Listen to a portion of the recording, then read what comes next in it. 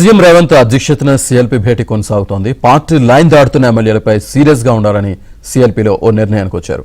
Party విధానాలను సొంత party నేతలు తప్పుపడితే ప్రజల్లో గందరగోళం నెలకొంటుందని సీఎల్పీలో ప్రస్తావనకు వచ్చింది.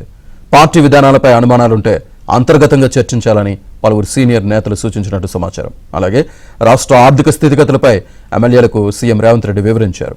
పవర్ పాయింట్ ప్రజెంటేషన్ ఇవ్వనున్నారు భట్టి విక్రమార్క.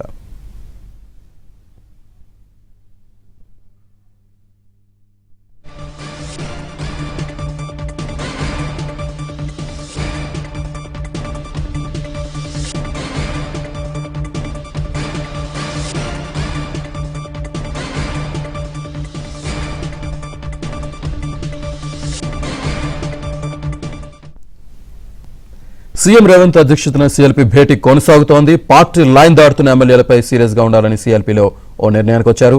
పార్టీ విధానాలను సొంత పార్టీ నేతలే తప్పుపడితే ప్రజల్లో గందరగోళం నెలకొంటుందని సీఎల్పీలో ప్రస్తావనకు వచ్చింది. పార్టీ విధానాలపై అనుమానాలుంటే అంతర్గతంగా చర్చించాలని పలువురు సీనియర్ నేతలు సూచించినట్టు సమాచారం. అలాగే రాష్ట్ర ఆర్థిక స్థితిగతులపై ఎమ్మెల్యేలకు సీఎం రేవంత్ రెడ్డి వివరించారు. పవర్ పాయింట్ ప్రజెంటేషన్ ఇవ్వనున్నారు భట్టి విక్రమార్క. ఇది అంశానికి సంబంధించి పూర్తి డీటెయిల్స్ మా కరెస్పాండెంట్ సిద్ధార్థ లైవ్ లో అందిస్తారు. Siddharth. Thank you Srinivas. CLP సమావేశం ఇంకా కొనసాగుతుంది. రాష్ట్ర ఆర్థిక పరిస్థితి గురించి ఎమ్మెల్యేలకు సీఎం రేవంత్ రెడ్డి వివరించారు.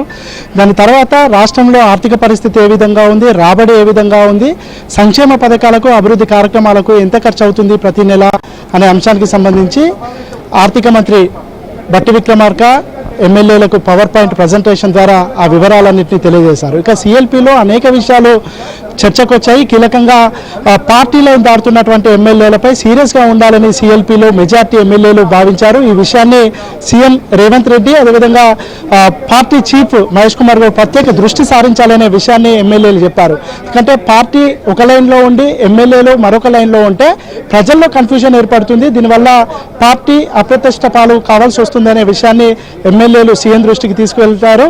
ఇకపైన పార్టీకి సంబంధించినటువంటి క్రమశిక్షణ దాటితే ఏ విధమైన చర్యలు తీసుకోవాలనే అంశానికి సంబంధించి ఒక పూర్తి క్లారిటీతో ఉండాలి అనే అంశానికి సంబంధించి ఒక నిర్ణయం జరిగింది. ఇక సిఎల్పీ సమావేశానికి సంబంధించి ప్రస్తుతం అయితే సిఎల్పీ సమావేశం మరికొద్ది సేపట్లోనే ముగిసే అవకాశం ఉంది. ఇక దీంతో పాటు స్థానిక సంస్థల ఎన్నికలకు సంబంధించిన కీలకమైన చర్చ కూడా జరిగింది. స్థానిక సంస్థల ఎన్నికల్లో మెజార్టీ స్థానాలు కాంగ్రెస్ పార్టీ కైవసం చేసుకునే విధంగా కాంగ్రెస్ స్ట్రాటజీ ఉండాలని, ముఖ్యంగా ప్రభుత్వం తీసుకుంటున్నటువంటి పథకాలు కానీ అభివృద్ధి కార్యక్రమాలు కానీ ప్రజల్లోకి వెళ్ళడం లేదు, ప్రజల్లోకి వెళ్ళడానికి కావాల్సినటువంటి మెకానిజాన్ని ఎస్టాబ్లిష్ చేసుకోవాలని కాంగ్రెస్ పార్టీకి సంబంధించి ఒక కీలకమైన నిర్ణయం తీసుకున్నారు. దాంతో పాటుగా ఇటు బీసీ కులగణన, ఎస్సీ రిజర్వేషన్కి సంబంధించి ప్రజల్లో విస్తృతమైన రెస్పాన్స్ వస్తుంది. దీన్ని కాంగ్రెస్ పార్టీ ఎన్నికల కోసం వాడుకోకుండా ఈ ఘనతను కాంగ్రెస్ పార్టీ ఖాతాలో జమ చేయాలి. దీనికి అనుగుణంగా ఒక 2 భారీ బహిరంగ సభలను ఏర్పాటు చేయాలి. ఒకటి ఉత్తర తెలంగాణలో, ఒకటి దక్షిణ తెలంగాణలో భారీ బహిరంగ సభను ఏర్పాటు చేసి ప్రజల్లోకి విస్తృతంగా దీని యొక్క లక్ష్యాలను ప్రజల్లోకి తీసుకువెళ్లాలని సిఎల్పీ ఒక నిర్ణయం తీసుకుంది. ఈ భారీ బహిరంగ సభల కంటే ముందే ఎస్సీ, ఎస్టీ, బీసీ, మైనార్టీకి సంబంధించినటువంటి కొంతమంది మేధావులు, ఆయా రంగాలకు, ఆయా సామాజిక వర్గాలకు సంబంధించినటువంటి ప్రొఫెసర్లు, రచయితలు వీళ్ళతో సన్నాహక సదస్సులు పెట్టి దీని యొక్క లక్ష్యాలను వాళ్ళ ద్వారా ప్రజల్లోకి తీసుకువెళ్లాలని ఒక నిర్ణయం కూడా జరిగింది. ఇక దాంతోపాటుగా ఇటు పార్టీకి సంబంధించినటువంటి కీ పొజిషన్స్, ముఖ్యంగా టీపీసీసీ కార్యవర్గాన్ని విస్తృతపరచాల్సిన అవసరం ఉంది. దాంట్లో 5 లేదంటే 6 వైస్ ప్రెసిడెంట్లను తీసుకోవాలి. ఆ 5 వైస్ ప్రెసిడెంట్లలో సామాజిక న్యాయాన్ని పాటించాలి. వివిధ సామాజిక వర్గాలకు ఎవరైతే ఎక్కువ శాతం ఉన్నారో వాళ్ళకు సంబంధించినటువంటి వర్గాలకు ఆ అవకాశం ఇవ్వాలనే చర్చ కూడా జరిగింది. సో మొత్తానికైతే ఈ అసంతృప్త ఎమ్మెల్యేలకు సంబంధించినటువంటి చర్చ కూడా జరిగింది. ముఖ్యంగా ఎమ్మెల్యేలకు మంత్రులకు మధ్యలో కోఆర్డినేషన్ లేకపోవడం వల్ల ఇట్లాంటి ఇబ్బందులు ఎదురవుతున్నాయి. దీన్ని ఏ విధంగా అధిగమించాలి అనే అంశానికి సంబంధించి ఎమ్మెల్యేలకు ఇటు మంత్రులకు సీఎం రేవంత్ రెడ్డి దిశానిర్దేశం చేసినట్టు తెలుస్తోంది.